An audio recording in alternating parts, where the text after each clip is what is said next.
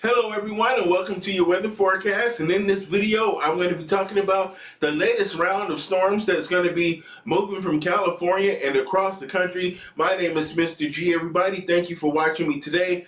Leave your likes and comments if you're watching on TikTok or YouTube. Please feel free to subscribe or follow me on TikTok. So let's jump into that weather forecast right now. As we take a look at what we're dealing with across the west coast, we have this area of low pressure here, a very strong area of low pressure.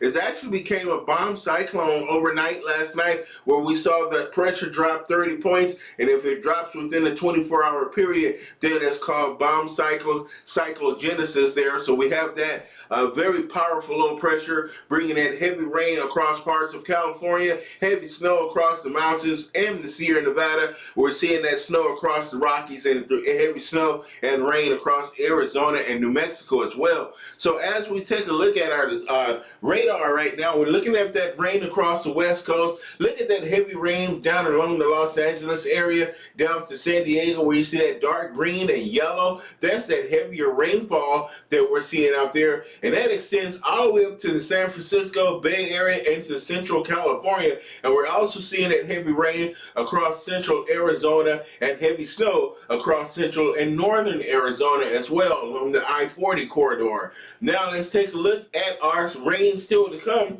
We're expecting to get another 2 to 3 inches of rain along the Los Angeles area, but some areas in the higher elevations in the foothills can pick up 3 to 5 inches of rain, and there are some locations where we can see as much as 8 to 8 inches of rain. And we're also looking at least a foot of snow in the Southern California mountains and 4 to 6 feet of snow across the Sierra Nevada. High winds are going to be a concern with this storm as well. Most areas are going to be seeing winds mostly 20 to 30 miles per hour, but some of those areas out in the deserts and down in the San Diego area can see winds about 30 to 40 miles per hour. But we have a wind advisory, high wind warning in place across most of the Southern California deserts out here and into the mountains, where we could be seeing gusts up to 75 miles per hour, but we have a wind advisory in place for everyone else, where those gusts could be as high as 55 miles per hour. So a very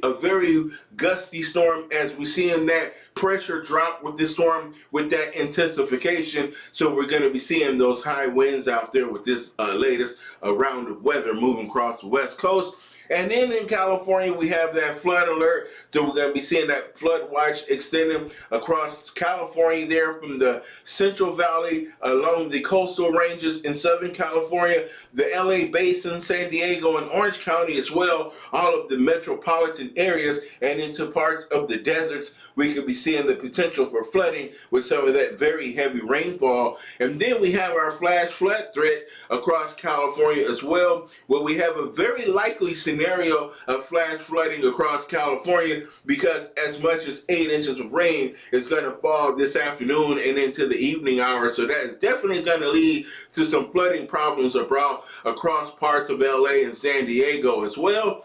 And then across the west, we are also looking at our winter weather alerts. We are looking at our winter storm warning across the Sierra Nevada. We're seeing it across parts of Nevada, and we're looking at our winter weather advisories elsewhere. Utah is also dealing with a winter storm warning. We have that winter storm across central Utah, primarily along the I-15 corridor, and that is extending from Ogden, Utah, through the Wasatch Range down to Salt Lake City and down to Cedar City and Provo is where we're seeing that potential for heavy snow. The avalanche risk is quite high as well, as we have some folks who lost. About 8 people were killed this winter due to avalanche. So we do want to be careful with that scenario as well.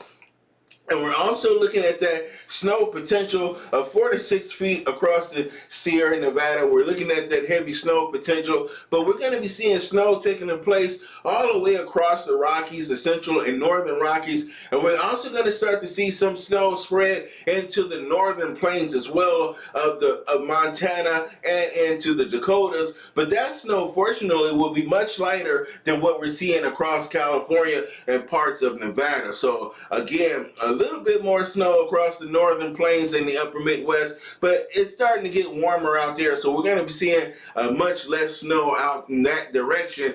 Now here's our setup that we're going to be looking at for as we approach the midweek point here, and we have this ridge of high pressure right off the eastern seaboard, and that high pressure is going to act as a funnel for warm moist air off of the Atlantic and off the Gulf of Mexico. We have our strong jet stream coming up from the southwest, and that jet stream has that very strong trough out to the west, and that troughing is going to dig deep and really dig down and pull up some of this moisture off of the Gulf of Mexico and the Atlantic. So we're going to be seeing a nice warm up here across the eastern half of the United States.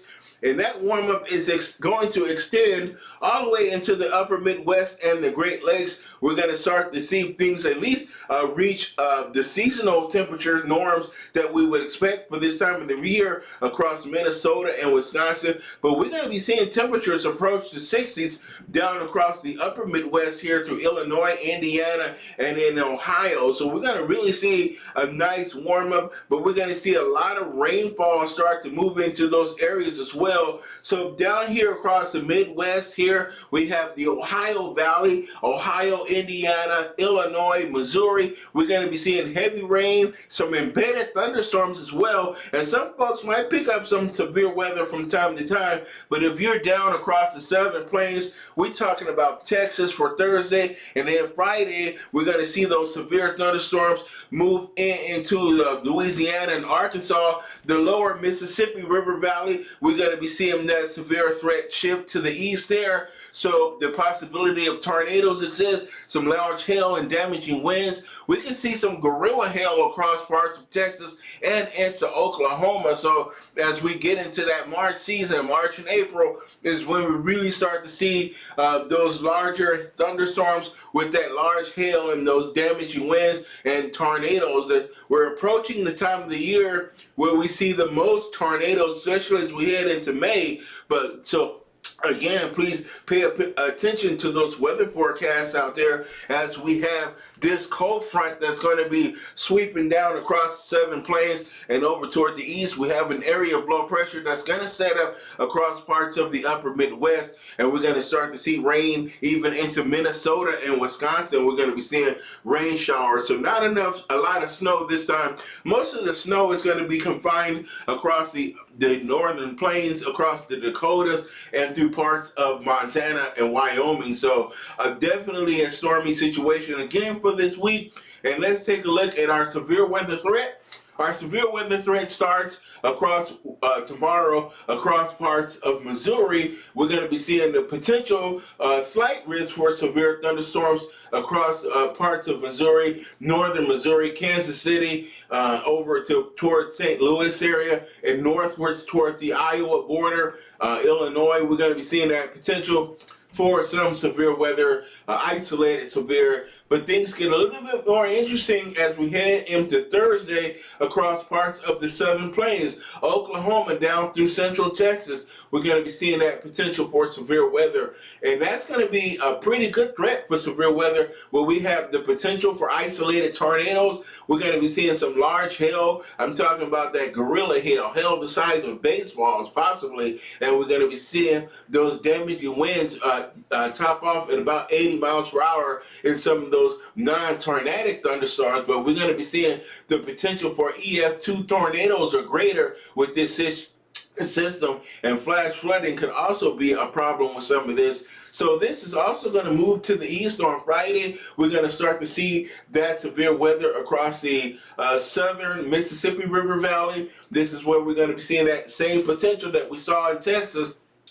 Large hail, damaging winds, gusty winds, and so, large hail, damaging winds, some tornadoes, and flash flooding is going to be a concern. And then this is our flash flood threat, and we see that potential for 2 to 3 inches of rain for the most part across parts of the Tennessee Valley. Here is where we're going to be seeing some of that heavier rain as we move through this week. So my name is Mr. G. That is your weather forecast as we move to the halfway point of this week. I hope you guys have a great day. Thank you for watching this video, and I will see you guys all tomorrow. Bye-bye.